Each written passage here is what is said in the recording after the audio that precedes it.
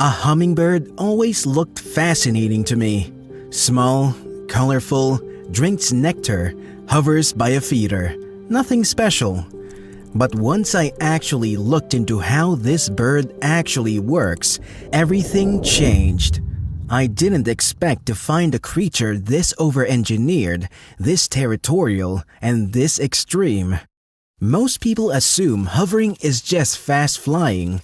It's not even close. To hold itself perfectly still in the air, a hummingbird beats its wings up to 80 times a second, fast enough that human eyes can't actually track the individual strokes, only a blur. That's not a trick of flight, that's a completely different way of using a body, and that's just the wings. The deeper I looked, the less normal this bird turned out to be. So let's be honest about what this bird actually is. Everything about the hummingbird that reads as friendly, the shimmer, the delicacy, the way it hangs in the air outside your window like a tiny jewel, is a disguise. Not a lie exactly, just the surface. Underneath it is a body that ignores every rule that's supposed to apply to something this small. It hatches as the smallest chick of any bird on Earth, some no bigger than a coffee bean. And every single night for the rest of its life, it can drop its heart rate by up to 95% and let its body go almost as cold as the air around it. Then there's a temper, one that picks a fight with anything that crosses into its territory, regardless of size. And that raises the real question. How does a bird that weighs less than a coin end up living like its life depends on winning every single fight it picks? Size doesn't explain it, but once you understand what's actually at stake every time this bird feeds, none of what's coming will look like overreaction. Around 30 million years ago, in what's now Germany, there was already a hummingbird. We know because its fossil turned up in an old clay pit, a tiny bird, already built with a long slender beak and the specialized flight muscles hovering demands. Here's the strange part, especially if you grew up thinking of these as American birds. Hummingbirds once lived across the world and then vanished from it completely. Every one of the roughly 360 species alive today survives only in the Americas. And that tiny size that makes them look so fragile, it was never the weakness.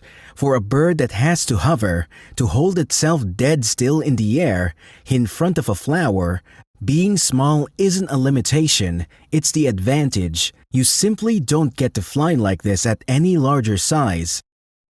Let's look at the hummingbird's beak, not the soft little straw it looks like. It's rigid, needle-sharp, and precision-built to reach the nectar deep inside long, tubular flowers. But that same instrument, hard, thin, and pointed, doubles as exactly what it sounds like, technically a spear. And to understand why it uses that spear the way it does, you have to understand the math this bird lives inside. A flower is not an endless supply. Once it's been drained, it takes most of the time several hours to refill.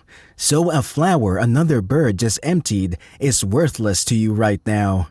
You can't hover there and wait for it to recharge, which means whoever controls the richest patch of flowers effectively owns every calorie that patch will produce for the rest of the day. And given how thin this bird's energy margin already is, it's almost always only hours from running out of fuel. Losing that patch isn't a minor inconvenience. It can be the difference between making it to tomorrow and not. This isn't a short temper, it's starvation economics, and the beak is just how the bill gets settled. What surprises me is what the bird is actually willing to do to hold that ground. These fights are not for show. Imagine it like fencing against each other with their beaks. On some occasions, a territorial clash between two hummingbirds has ended with one of them dead. It isn't the goal. The aim is to drive the intruder off, not to kill. But the fact that it can end there at all tells you the aggression is real. There's no bluff ceiling. It goes all the way up. Then there's who they're willing to start a fight with. Hummingbirds have been documented over and over, mobbing and striking at birds many times their size. Hawks, crows, jays, harassing them until the far larger bird gives up and leaves. No acrobatics required. Just a tiny animal that absolutely refuses to back down from something that could swallow it whole. And then there's the sheer commitment. A hummingbird will stake out a rich feeder or flower patch and spend hours of its day, a huge share of its daylight, perched, watching, and hurling itself at every intruder that comes near. It burns energy it can barely afford, again and again, rather than share the resource for even a moment. This isn't a quick reflex snap. It's an expensive, sustained, all-day war. 3 different birds might tell you 3 different things about what this creature is willing to do. So where does all that fury come from? The same place everything else about this bird comes from, an engine running right at the edge of what a living body can do. A hummingbird's heart can beat more than 1,000 times a minute, and some species over 1,200. Its muscles respond almost instantly, letting it flip direction in the air faster than any large bird could hope to match. That's what makes it such a lethal little fighter. But it's also the catch.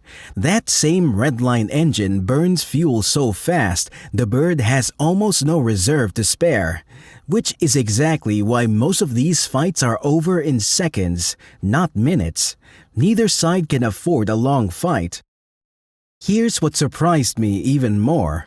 Before it migrates, a ruby-throated hummingbird will nearly double its body weight in fat, going from around 3 grams to 6. Then it throws itself out over the open water of the Gulf of Mexico and flies non-stop. 500 miles, 18 to 22 hours, no land, no rest, no feeder floating out there to save it.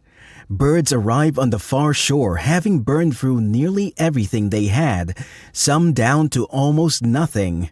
Now hold that against everything you've already seen. The fighting, the starvation math, the engine redline every single day. None of it is an exception. It's the baseline. This is a creature built to run with almost zero safety margin everywhere in its life. But here's what actually stopped me. Picture a single hummingbird's territory. It might hold several dozen flowers, each refilling on its own schedule, some quick, some far slower, some already emptied and not worth a visit for another hour. The bird tracks all of it. Experiments with wild hummingbirds have shown they remember where each flower is. They remember when they last drained it. They remember how long it takes to refill. And they come back right about when it's worth coming back, never wasting a flight on a flower they already know is empty. Now scale that up. Across a single day, a hummingbird can visit as many as 2,000 flowers, each one logged, timed, and revisited on its own schedule. Think about what that actually is. It's a live, constantly updating schedule. Thousands of separate accounts, each on its own timer, being run inside a brain smaller than a grain of rice. And it doesn't stop at flowers. The same bird keeps tabs on the intruders that keep testing its borders. And the more persistently a rival comes back, the harder it gets driven off. So the aggression from a minute ago was never blind reflex. It's a strategy, memorized, prioritized, and updated in real time. This tiny, furious animal is, in a very real sense, doing math all day long. Which brings it home to your own backyard. A feeder concentrates far more nectar into one small spot than any wild flower patch ever could. That sounds generous, but to a hummingbird, it means something else. More rivals, crowding a richer prize, in a smaller space that it ever evolved to defend. So the aggression you see at a busy feeder is measurably worse than what plays out at natural flowers. The feeder doesn't create the hostility. It just pours fuel on a survival calculation the bird was already running every second, and in some towns and cities, that competition is reshaping something bigger. It's deciding which birds get to feed at all, tilting the whole thing toward the most aggressive individuals, the ones most willing to fight for the spot. So after all of that, the ocean crossings, the fights to the death, the tiny bird that will stare down a hawk, here's a detail that puts the whole thing in perspective. A hummingbird cannot walk. Its feet are so small and so weak that they're really only good for gripping a perch. The best it can manage is an awkward little sideways shuffle along a twig. This animal will cross the Gulf of Mexico, kill a rival in midair, and run an all-day nectar empire entirely from memory, and it cannot take a single step. If you enjoyed this one, hit like and subscribe. There's a lot more of this on the way.